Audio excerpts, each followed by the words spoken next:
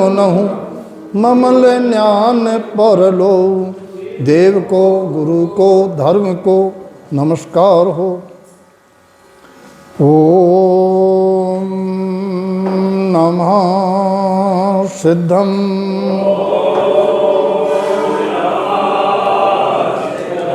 ओम नमः सिद्धम।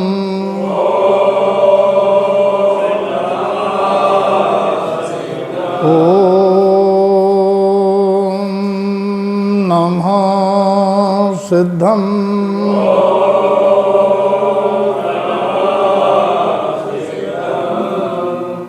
शुद्धात्म देव की जय। पंच परमेष्टि भगवान की जय। आचार्य प्रवर श्रीमद् तरण तरण मंडलाचार्य महाराज की जय हो। द्वादश संगमयी जन्मणि मातेश्वरी की। ओम परमात्मने नमः। ओम ब्रह्मात्मने नमः। ओम सिद्धात्मने नमः।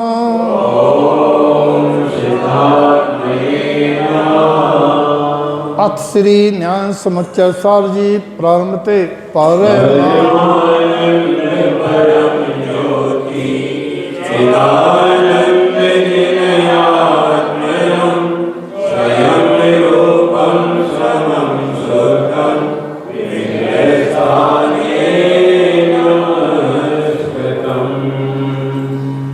आचार्य भगवान श्रीमद् तारणतरण मंडलाचार्य जी महाराज के चरणों में वंदन करता हुआ उनकी वाणी श्री न्याय समच्चय सार जी की चर्चा जो पूर्व समय में प्रतिमाओं की चल रही थी, जिसके अंतर्गत गाथा क्रमांक 3 से 34 तक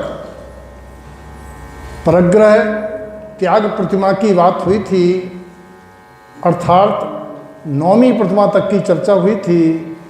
आज 10वीं प्रतिमा की से चर्चा गाथा क्रमांक 335 से प्रारंभ होगी। इसके बाद 5 अनुव्रत शुरू हो जाएंगी चर्चा के बिंदु। ये चलेंगे अहिंसा अनुव्रत तक 345 तक, वांचन 335 से 345।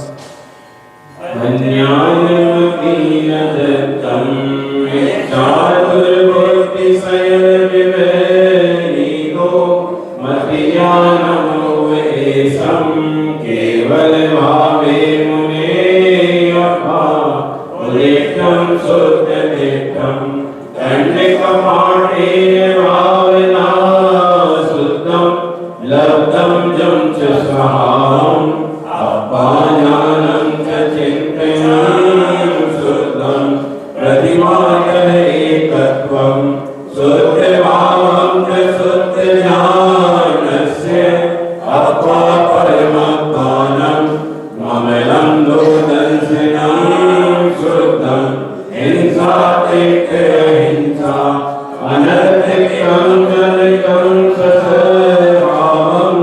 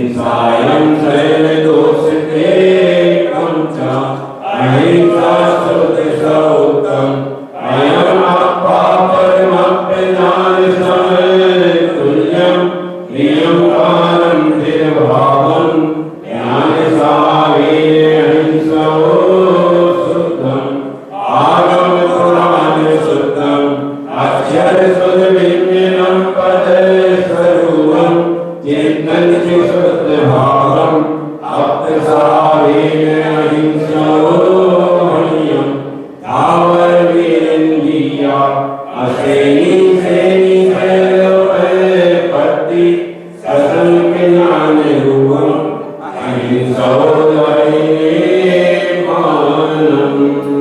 गाथा क्रमांक 335 ये अनुमति त्याग प्रतिमा का स्वरूप है। अनुमति त्याग, कौन सी अनुमति का त्याग? पंचकल्याण की अनुमति का त्याग, या वेदी प्रतिष्ठा कराने की अनुमति का त्याग, या कौन सी अनुमति का त्याग? जो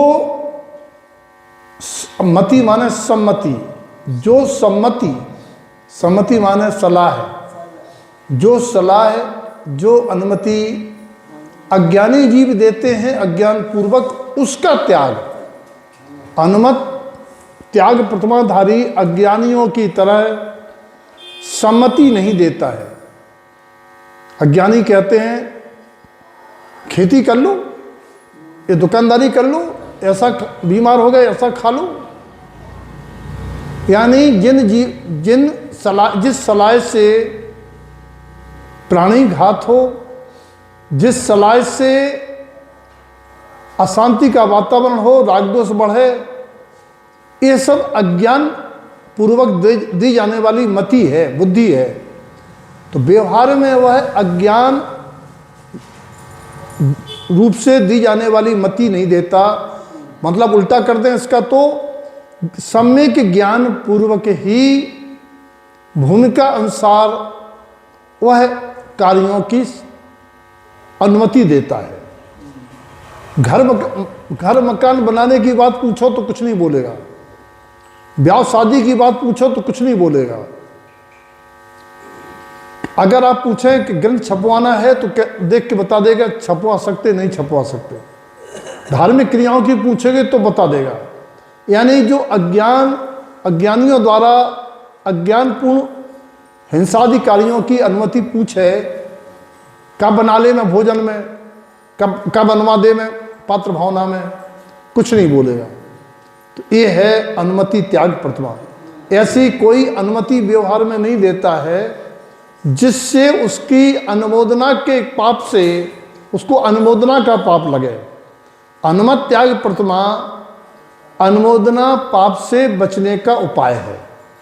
इसीलिए अनुमोदना पाप से बचने के लिए 10वीं प्रतिमा अनुमत त्याग की ली जाती है। और निश्चय से इसका स्वरूप है अपनी बुद्धि, मति माने बुद्धि, अपनी बुद्धि अज्ञान भाव, अपनी बुद्धि में अज्ञान भाव नहीं लाता।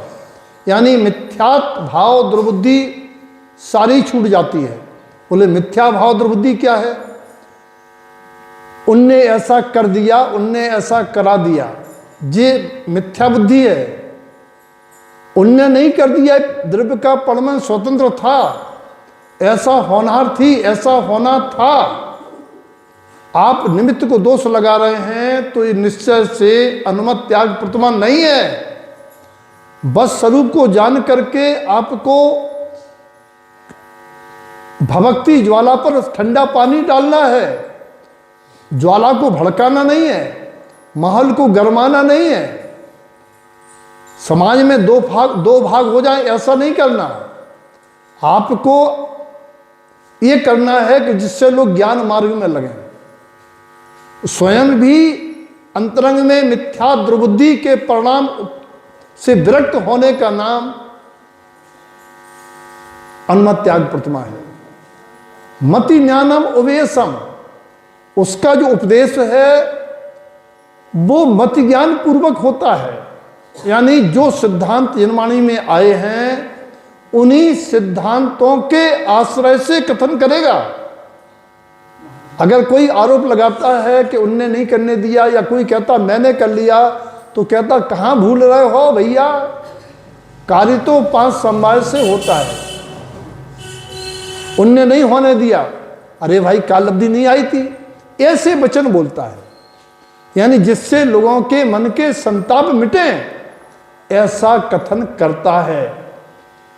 केवल भावे मुनि अब्बा, अंदर में उसकी ये भावना चलती है कि जब केवल ज्ञानी परमात्मा संसार के प्रबंधन को देख के कुछ नहीं कहना चाहते हैं, पूछने पर यथार्थ स्वरूप बतलाते हैं, मुझे भी संसार के प्रबंधन को देख के बिना बोले कोई टांग नहीं लगाना, बिना बोले कुछ नहीं बोलना है।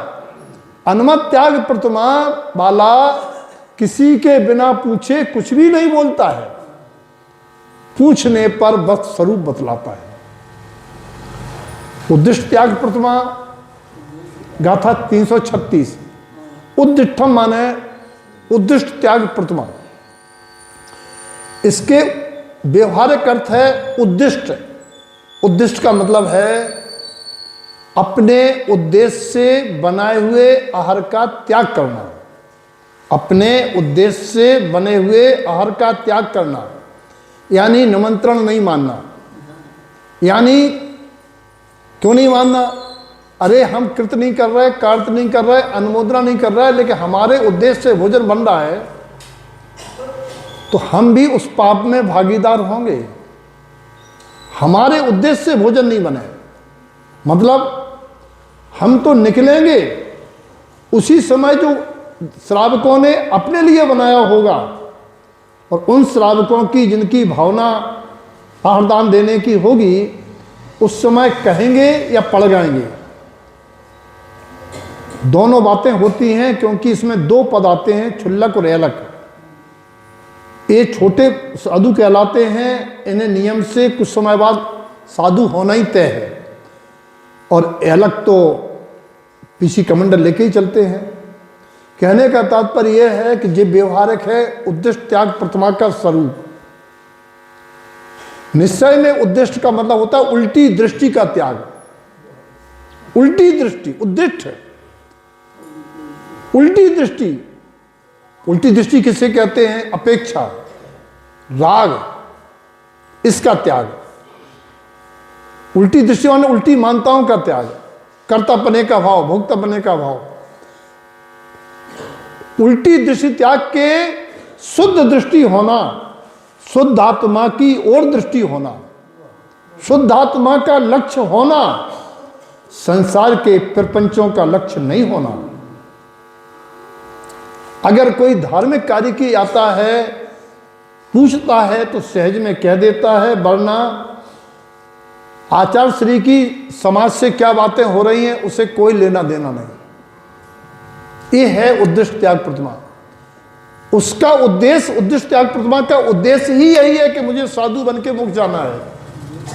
उसकी दृष्टि शुद्धात्मा पर होती है। गुरु महाराज के एक एक शब्द के अनेक अर्थ लेके निश्चय व्यवहार अर्थ लगाना, तब मोक्ष मार्ग का स्वरूप समझ में आएगा। बोले क्या करता है? दंड कपाटेन भावना शुद्धम। जैसे बाजे बज रहे हों और आवाज आ रही हो, तो आप प्रवचन में डिस्टरबेंस से बचने के लिए दरवाजा लगा देते हैं। ऐसे ही वो अपने मन वचन काय के दरवाजे बंद कर लेता है। जैसे कछुए को आहट आती है तो कछुआ अपना सिर कवच के अंदर कर लेता है। कभी किसी कछुआ देखा है? कछुआ के अगर मुंह बाहर हो और कुछ उसे दिख जाए कि कोई हमें मारने आ रहा है, कछुए के सिर पे चोट लग जाए तो कछुए का काम खत्म। और यदि उसका सिर अंदर हो गया, फिर उसकी पीठ पर आप कुछ भी पटक दो, कछुए का कुछ नहीं होगा। दंड कपाटेन के अनेक अर्थ होते हैं, कहाँ कैसा अर्थ लगाना है ये जरूरी होता है। जब केवली की बात चलेगी तो दंड कपाटेन केवली समुद्रघात के अर्थ में आएगा। यहाँ प्रतिमाधारी का दंड कपाट क्या है? ये अपने दरवाजे बंद कर लेता है ताकि कचड़ा अंदर ना आए। कौन सा कचड़ा? संसारी जीवों की बातों सुनेंगे तो सामायिक में वही बात चलेगी। वो सुनने का भी त्याग कर देता है, कोशिश करता है कि हमसे कोई ना बोले, वो बोले तो जनवाणी बोले। ये अपने मन वचन काय की गुप्ती की तैयारी की भावना होती है। दंड कपाटे माने होता है मन योग, मन गुप्ती, वचन गुप्ती, काय गुप्ती की भावना होती है कि जब तक हम मन वचन काय की गुप्ती नहीं करेंगे, जब तक हमारे कर्मों का आश्रव नहीं रुकेगा, ये उसकी भावना होती है। दंड कपाटे भावना शुद्धम लब्धम जम च सहावम। क्यों होती है? इसीलिए होती है कि हम अपने शुद्धात्म स्वभाव को प्राप्त हो जाएं। लब्धम माने प्राप्त हो जाएं, सहाव माने शुद्धात्म स्वभाव को, यानी मेरा उपयोग स्वभाव में डूबे, हम ऐसी उपलब्धि पा जाएं कि हमारे अंतर में किसी अन्य के विचार ना आवे, हमें बोलने का भाव ना आवे, हमें क्रिया करने का राग ना आवे। ऐसी भावना पूर्वक क्या करता है? अप्पा ध्यानम च चिंतनम शुद्धम, बस स्वरूप का शुद्ध चिंतन करके कि मैं किसी का करता नहीं, द्रव्य का परमन स्वतंत्र है, मेरे करने से नहीं हो जाएगा। इस संसार के लोग बस स्वरूप नहीं जानते हैं, तो हम निमित्त बना के हमसे कहते हैं महाराज आप करा दो, वो सोचता हम क्या कर लेंगे। इनकी भावना होगी, होने वाला होगा तो होगा, ये दशा होती है। हम लोगों में उनमें कितना अंतर है। हम लोग कहते हैं ये छपवा लो, वो कर लो, ये कर लो, इतने पैसा बचा लो, उतना ये कर लो। वो कहता हमें क्या लेना देना।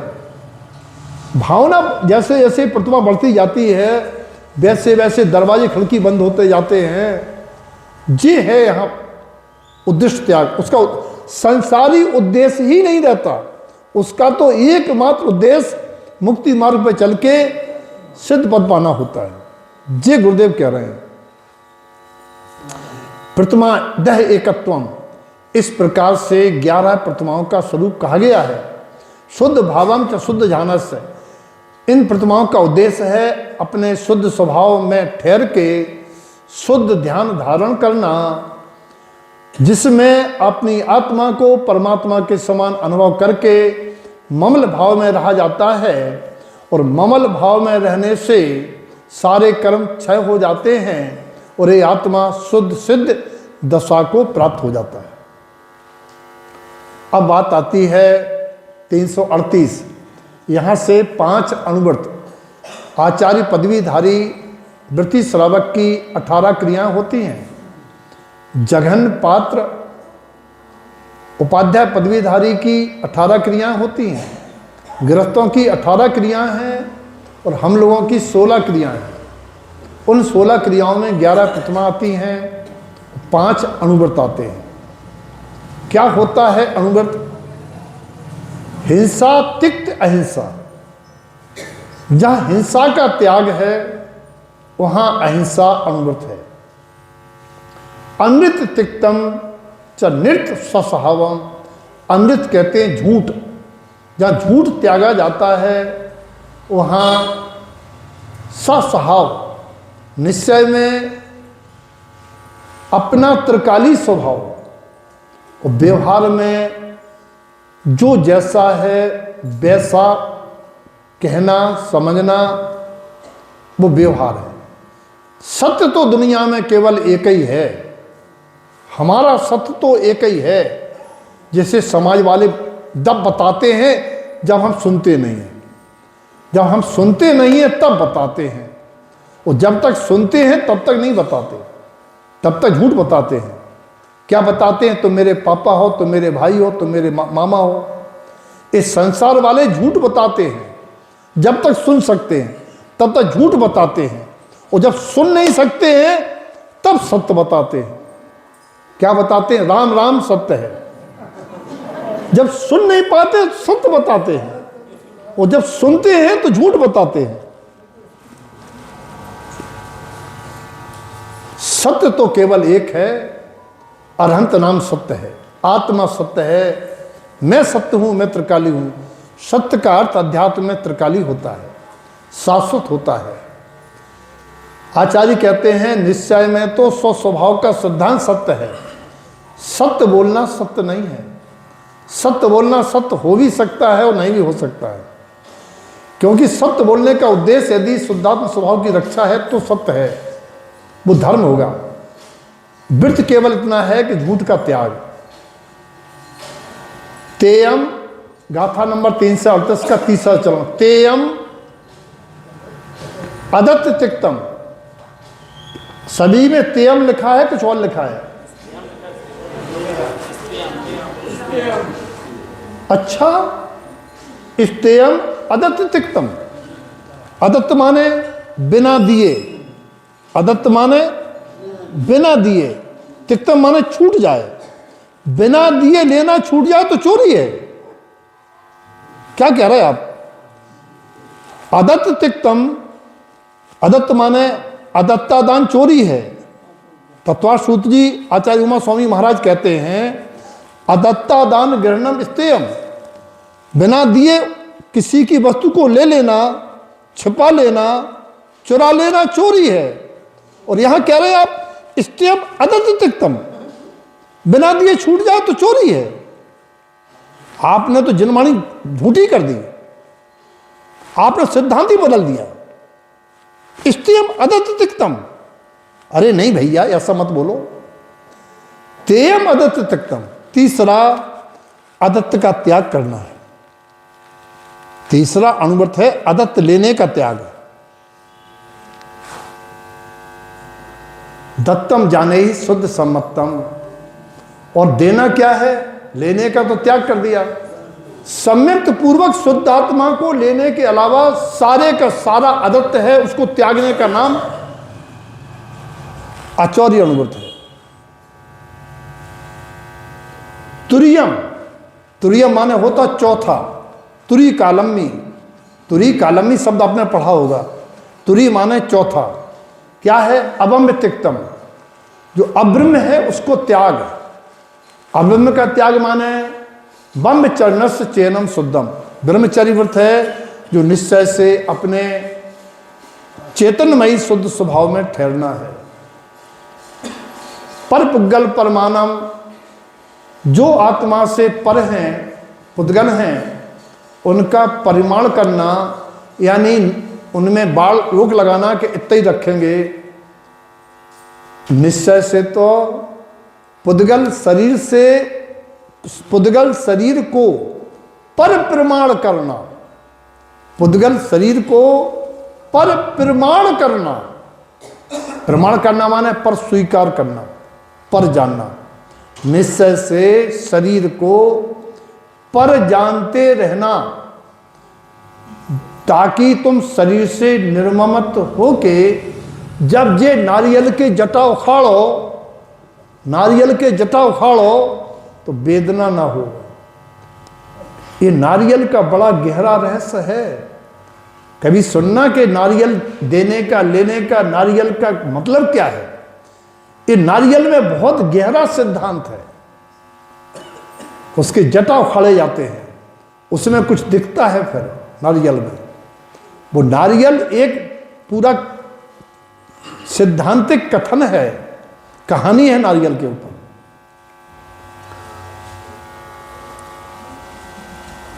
पर पुद्गल परमानम, यानी शरीर आदि पुद्गलों को पर प्रमाण करते हुए, पर स्वीकार करते हुए, ज्ञान स्वभावम च अप्य स्वभावम, मेरे आत्मा का स्वभाव तो ज्ञान स्वभाव ही है। केवल पर पुद्गलों को जानते रहने का नाम परग्रह त्याग प्रथमा निश्चय से। पर को जानने का काम करना है केवल, और कोई हस्तक्षेप नहीं करना। शरीर आदि पुद्गलों में, परमन में केवल हमारा अधिकार जानने का है। इफ इन्वर्ट करने का, टालने फिरने बदलने का अधिकार इस आत्मा पर आत्मा का नहीं है। आत्मा के अधिकार में किसी का भी टाल फिर बदल करना नहीं है। इस स्वीकार करने का नाम निश्चय से परग्रह त्याग प्रतिमा, परग्रह परिमाण व्रत और अपरिग्रह महाव्रत है। अगर अपरिग्रही साधु शरीर आदि को पर प्रमाण नहीं कर रहा है तो वह साधु नहीं है। पर प्रमाण करते हुए भी कसाय के उदय से शुभ राग होता है, लेकिन जानता है कि ये सारा पर है। हम लोग क्या करें? हम लोग ये जाने कि जो कुछ भी हम व्यवहार में इसे अपना कहते हैं, ये व्यवहार है, माने यही कि मेरी आत्मा के अलावा इस दुनिया में सब पर है। हमारी सहना नहीं है, हमारे कर्म संयोगी दशा है जो हमें इन पर के साथ व्यवहार करना पड़ रहा है। जैसा कैदी सोचता है अब सजा सश्रम कारावास है, तो हमें कारागार में श्रम करना होगा, नहीं तो हमारे आज भोजन नहीं मिलेगा, डंडे पड़ेंगे। सश्रम कारावास में कैदी को वहाँ श्रम करना होता है। ऐसे ही मुझ कैदी को इस जेल रूपी कारागार में बंद रहते हुए सारे कार्य करना पड़ते हैं, नहीं करेंगे तो पेट नहीं भरेगा। लेकिन जैसा कैदी जानता है इस कारागार में होने वाला कार्य मेरा कार्य नहीं है और इस कार्य से मुझे कोई मेहनताना मिलने वाला नहीं है। ये है परग्रह परिमाण वृत्त निश्चय से। अगर निश्चय व्यवहार नहीं जानेंगे, व्यवहार में सीमा बनाएंगे, सीमा नहीं बनाएंगे तो ये मन कहेगा और जमीन खरीद लो और खेत खरीद लो और सोना खरीद लो, और फिर कैसे आवे 99 है 100 नहीं हो रहा है, बोले एक काऊ को चुरा लो। अगर 100 करने 99 को है, एक काऊ को चुरा लो। इसे कहते 99 का चक्कर। 99 का चक्कर माने 99 तो है, एक कैसे हो जाए, उस रुपया कैसे हो जाए। जितने भी मुहावरे हैं वो कहीं ना कहीं बहुत संकेत देते हैं। 99 का चक्का, 99 का फेर।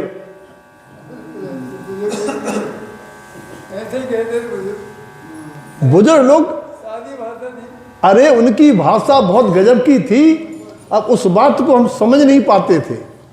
आज हमें पिताजी की, बुजुर्गों की बातें याद आती हैं तो मुझे ऐसा लगता है कि जनवाणी जन जन को पता थी और वे बातें उनके लिए बहुत, उनकी नाक रगड़ लो, क्षमा मांगने को कहते थे नाक रगड़ लो। वो आज के मोड़ा मोड़ी कहते हम माथों नहीं छुआ तब नाक छबाऊ। तो वो अभिप्राय पकड़ना चाहिए कथन का।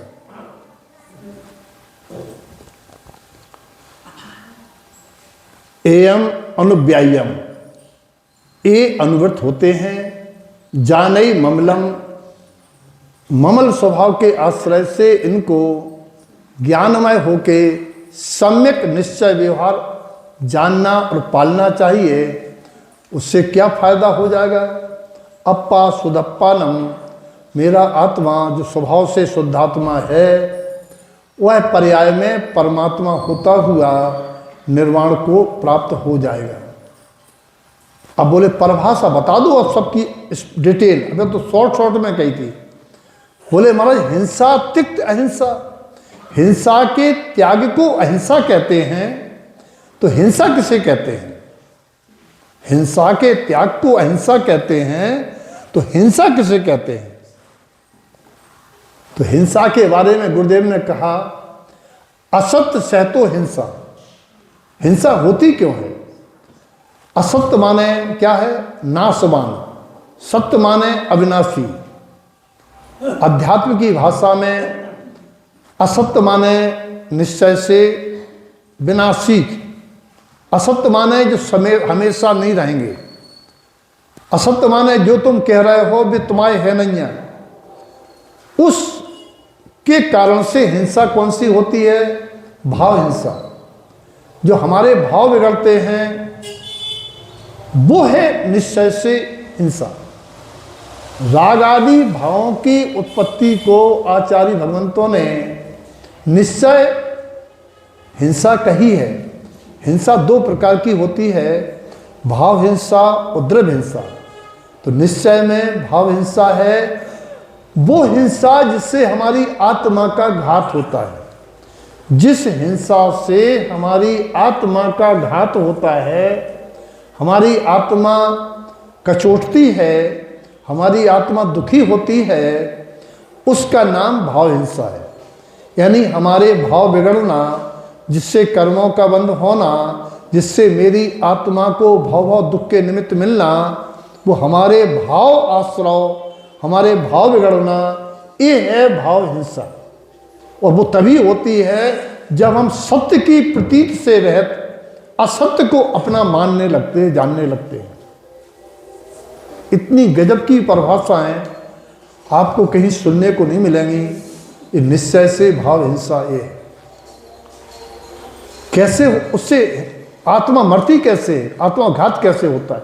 अन्यानम सैत मिच्छ परिणाम, जब जी मिथ्या परिणाम सहित अज्ञान पूर्वक बरतता है, जहां चाहे माथा टेकता है, जहां चाहे भगवान मानता है, जहां चाहे वंदना भक्ति करता है, तो जो दर्शन मोहिनी कर्म की प्रकृतियां बनती हैं जिससे आत्मा को निगोद नरक जाना पड़ता है, वो है हिंसा। आत्मा का पतन करने का नाम हिंसा है। यहां दूसरे की हिंसा की बात नहीं है। न्याय समस्या सार में तो अपनी आत्मा की हिंसा की बात है। चरणान योग में, श्रावकाचार्य में जीवों की हिंसा की बात है। इसमें भी एक लाइन आएगी 345 गाथा। ऐसा नहीं है कि अकेली निश्चय कह दिया, 345 में अंतिम गाथा में यहां व्यवहार भी कह दिया है। रागादि दोष संयम हिंसा है, खुलासा कर दिया है। मिथ्या भाव, मिथ्या मानता और अज्ञान भ्रम के कारण, मिथ्या मानता माने एक घर मेरा है, ये घर मेरा है। अज्ञान भ्रम क्या? इन्होंने बनवा दिया और इनने तोड़ दिया, ये अज्ञान भ्रम है।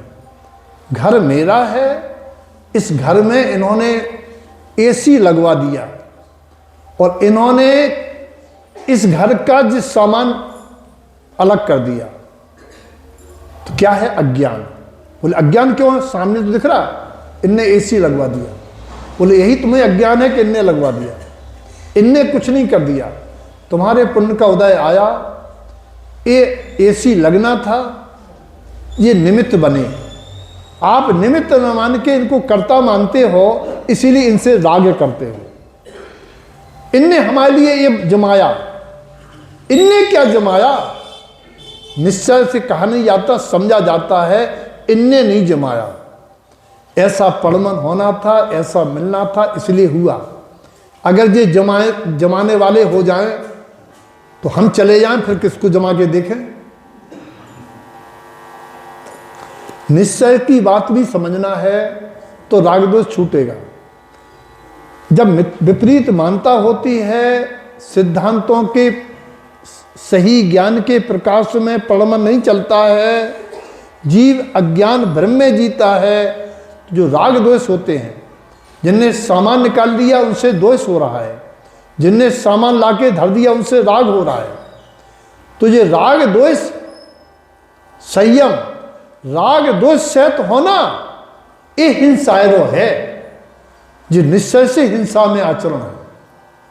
जो राग द्वेष होना, ये हिंसायरो माने हिंसा में आयरो, आयरो माने आचरण, जो हिंसात्मक आचरण है। क्या दुख संयुक्तम, जो दुखों में लीन करता है। अरे कितने बढ़िया थे, इनने एसी लगवाया था, ये चले गए, अगर ये नहीं जाते तो एक एसी और लगवा देते, एक मकान और बनवा देते, तो उनसे अपनापन आया, राग आया और चले गए, तो रोएगा कौन? पड़ोसी। अगर उन्हें हम अपना मानते हैं, उनसे राग करते हैं, अपेक्षा करते हैं, उम्मीदें करते हैं कि ये हमारे ये काम कर देंगे, और हम उम्मीदें करते रहे, चले गए, तो रोएगा कौन? पड़ोसी। आदमी स्वार्थ को रोता है, जाने वाले के लिए दुनिया नहीं रोती है, वही रोता है जिसके लिए उपकारी थे, और जिसके लिए अनुपकारी थे वो नहीं रोता है। कहते अच्छो चलोगो, धरती को बोझ हटगो। अरे भैया आपके तो नहीं कर तो कहो, हमने दुनिया में सुनी है बातें, है पंडित? दुनिया में, अमरवाड़ा में नहीं सुनी, दुनिया में सुनी है कि संसार में जिससे द्वेष होता है, अगर बोझ ही चला जाए तो बहुत अच्छा गया है। आप स्पेशल दुनिया में हो। अमरवाड़ा तारण समाज की स्पेशल दुनिया है। कल हमारे पंडित जी गोरैया वाले बात कर रहे थे कहने लगे वो स्पेशल दुनिया अमरवाड़ा कैसे बनी। जब अमरवाड़ा वाले गए तो लोगों ने कह दिया यहाँ का पैसे का पेड़ लगता है, यहाँ का पैसे का पेड़ लगता है, तो चले आते मेला देवे। तो महाराज जी ने कहा था कि हम तुम्हारे यहाँ पेड़ लगवा दे रहे हैं और आप उस पेड़ में पानी डालते रहते हो, इसीलिए आपके पेड़ से पैसा झड़ते रहते हैं। तो अमरवाड़ा तारण समाज की स्पेशल दुनिया है। जो मैं दुनिया की बात करता हूँ मुझे ऐसा यहाँ दिखाई नहीं दे रहा है।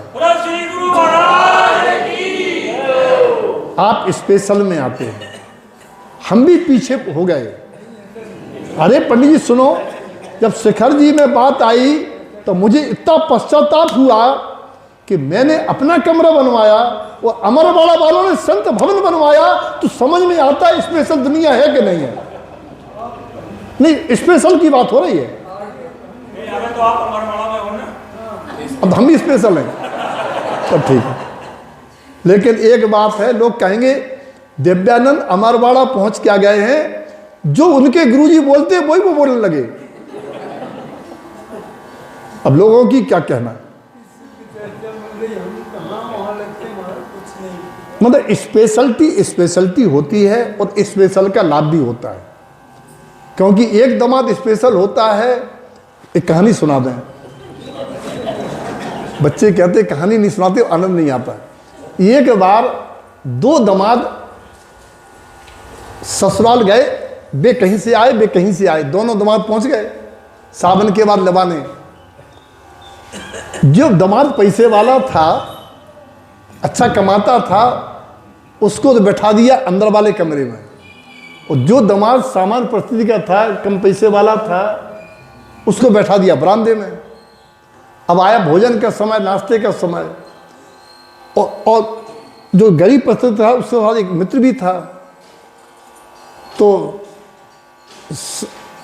साली ने बड़े जीजाजी के लिए, अंदर वाले के लिए लड्डू पेड़ा रख दिए, और सास आई तो इनके लिए दलिया की खिचड़ी धर दी। अब वो कहता है या तो मेरो दिहाड़ो बांकड़ो ने माहले में लड्डू पेड़ा बागले में थूली, माहले में लड्डू पेड़ा बागले में थूली, या तो मेरो दिहाड़ो बांकड़ो या परसन वाली भूली। मतलब अंदर तो लड्डू परोसे जा रहे और हमें खिचड़ी परोसी जा रही, या तो मेरा भाग्य खराब है या परसने वाली भूल गई है।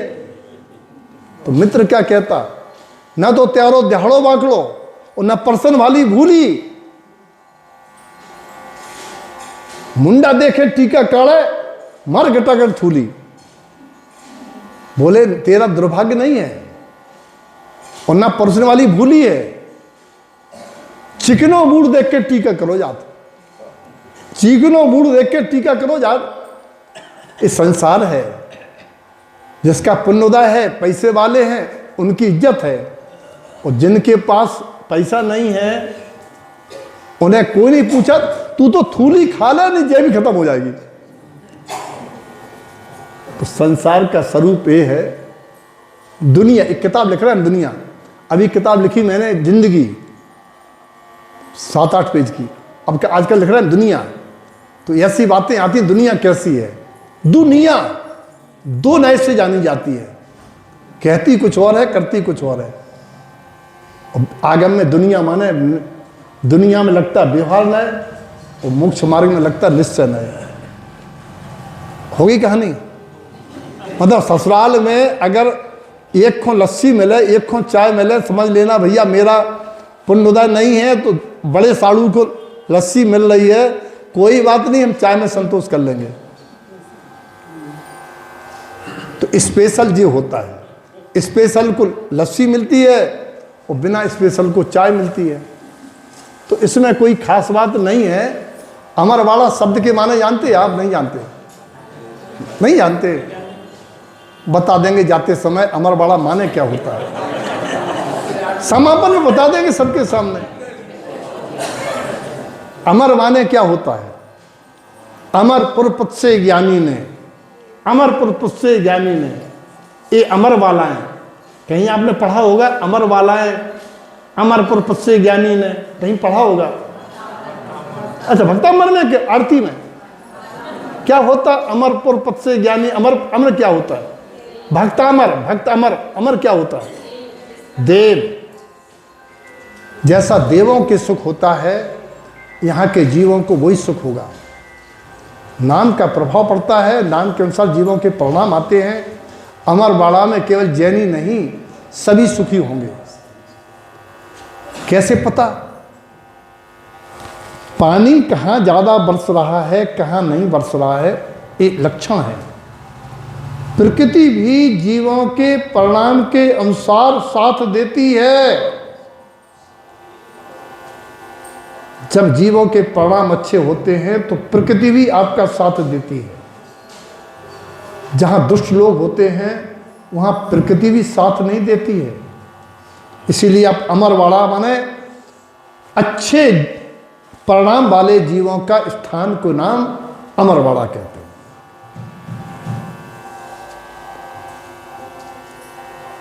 अब यहाँ बात आ रही थी गाथा 342, मैं मान विषय रूपम ज्ञान बिना कष्टव्यर्णम विसंयम क्रियानम। मैं मान विषय रूपम, अहंकार की पूर्ति के लिए, माया के लिए, लक्ष्मी के लिए, विषय रूपम भोगों के लिए कि रूपी पदार्थ मिले, सामग्री मिले। ऐसे जीव जो ज्ञान बिना कष्ट देने वाले उपवास, तपस्चरण, व्रत, संयम आदि की क्रियाएं करते हैं, उनको भी हिंसादि दोष जानो, उनको भी हिंसा दोष जानो। चमड़ी सुखाना, भूखे रहना और उस तप से धन दौलत लक्ष्मी की उम्मीदें करना, ये भी आत्मा को दुख देने वाला हिंसादि कार्य है। ज्ञान बिना क्रिया करना ये भी हिंसा है।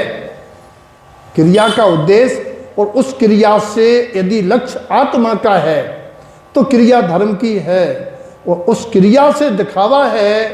आचार्य कहते हैं हिंसायम शैल दोष तिक्तम चा, ये भी हिंसादि दोष है, छोड़ने योग्य है। अहिंसा क्या है? अहिंसा शुद्ध सा उत्तम, जो सही माने में निश्चय से अहिंसा है वो है वीतरागता। कैसी वीतरागता? अयम अप्पा परमप जान समतुल्यम, अपनी आत्मा को परमात्मा के समान जानकर जैसे परमात्मा वीतरागी है, ऐसे वीतराग भाव में रहना, ये वीतराग धर्म अहिंसा धर्म है। बोले क्या भगवान क्या करते हैं? आप कह रहे परमात्मा के समान जानो, परमात्मा क्या करते हैं? ह्रींकारम थिर भावम, 24 तीर्थंकर परमात्मा अपने शुद्ध भाव में स्थिर होते हैं। प्राणी जिस समय शुद्ध भाव में स्थिर होता है उस समय वो निश्चय से अहिंसा भावती होता है, और जिस समय शुभ उपयोग में ठहरता है उस समय वो पुण्य का आश्रय करता है, और जो अशुभ उपयोग में ठहरता है और अशुभ उपयोग से जीव घात करता है वो हत्यारा है, जीवों का भी घात करता है और आत्मा का भी घात करता है। न्याय सहावेन अहिंसा शुद्धम, वस्तु स्वभाव के ज्ञान, शुद्धात्म स्वभाव के ज्ञान पूर्वक ज्ञायक स्वभाव में रहने का नाम अहिंसा महाव्रत है। आगम पुराण शुद्धम, ये आगम पुराण दो शब्द क्यों हैं? आगम में आप्त, आ माने आप्त, गा माने गणधर, मा माने मुनि, इसको आगम कहते हैं। आगम अगम को बताने वाला होता है। आगम प्रधानता से 3 अनुयोग आते हैं, प्रथमानुयोग को छोड़ के 3 अनुयोग आते हैं। प्रथमानुयोग पुराण में आते हैं, इसलिए आगम पुराण लिखा है, क्योंकि प्रथमानुयोग 11 अंग नहीं होते, 11 अंग में प्रथमानुयोग नहीं होता है। प्रथमानुयोग 11 अंग में शामिल नहीं है, लेकिन द्वादश अंग में शामिल है। प्रथमानुयोग 12वें अंग के अंतर्गत, जिसके 5 भेद होते हैं, चूलिका आदि, उनमें प्रथमानुयोग आता है। 11 अन्य में प्रथमा नियोग नहीं आता है। इसलिए आचार्य ने यहाँ आगम पुराण दोनों शब्द दिए हैं। आगम पुराण का मतलब द्वादशांग, द्वादशांग को शुद्धम सत्य ध्रुव प्रमाण करके अक्षर स्वर व्यंजन जनमाणी के अक्षर जो स्वर व्यंजन रूप हैं, जिनसे शब्द पदों की रचना होती है, उनको पढ़ के वस्तु स्वरूप और शुद्धात्म स्वरूप को जान के अपने शुद्धात्म स्वभाव का चिंतन करना, आत्म स्वभाव में रहना, ये अहिंसा महाव्रत निश्चय से है। व्यवहार में वस्तु रूप जान करके ये जानना थावर वियलंदी असैन सैन शैल उपत्ति पर्याय की अपेक्षा संसार में स्थावर काय विकल्प रहे असैनी और सैनी ऐसे जीवों की उत्पत्ति होती है। ससंग ज्ञान रूपम, अपने ज्ञान में रह के ये देखना, इस शंका करना कि हमारे कारण से इसकी मृत्यु ना हो जाए। हमारे निमित्त से ज्ञान में हमेशा एक निर्णय करते रहना, इस संदेह रखना कि कहीं ऐसा ना हो कोई जीव मर जाए। सत्संग का मतलब है इस शंका बनी रहे कि मेरे चलने से, मेरे बैठने से, मेरे सामान धरने से, मेरे उठाने से कहीं किसी जीव का घात ना हो जाए। इस शंका रखते हुए ये समझना मेरा काम है जीव बचाना। जीव बचेंगे तो मैं बचूंगा, और मेरे बचाते हुए भी यदि इनका अंत आ गया होगा तो हम कुछ नहीं कर सकते। अहिंसा वो लहे निब्बाना, ऐसे परिणाम वाला जीव अहिंसा महावृत्ति है, वही मोक्ष जाता है। यानी व्यवहार भी पालना है, यानी सटकाए के जीवों की रक्षा करना, उनकी दृढ़ हिंसा का अभाव करना, और निश्चय से रागादि भाव के अभाव से भाव हिंसा का अभाव करना, ये है अहिंसा महाव्रत। अब आज थोड़ा जल्दी 5 मिनट छोड़ेंगे क्योंकि अष्टमी है, मंत्र विधि होना है।